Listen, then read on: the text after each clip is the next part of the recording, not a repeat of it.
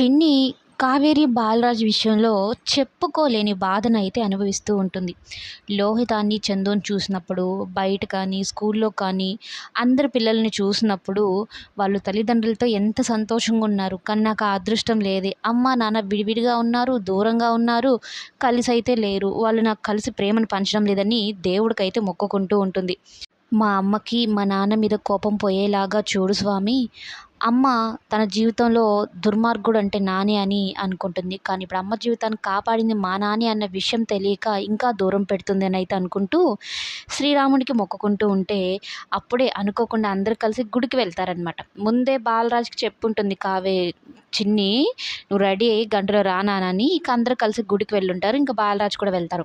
అనుకోకుండా కావేరి కాలు స్లిప్ అయ్యి బాలరాజు ఒళ్ళో పడుతుందనమాట.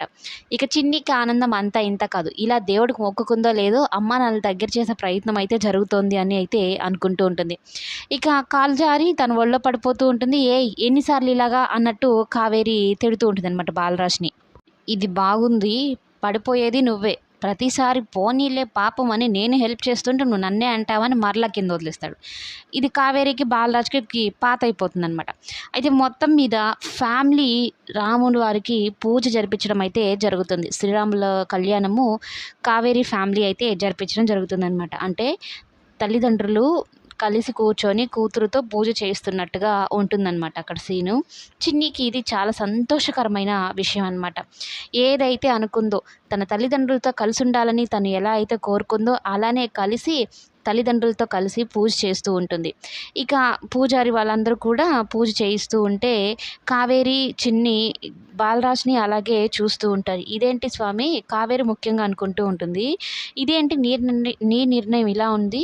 ఇతనితో కలిసి పూజ చేయడం ఏంటి" అన్నట్టుగా.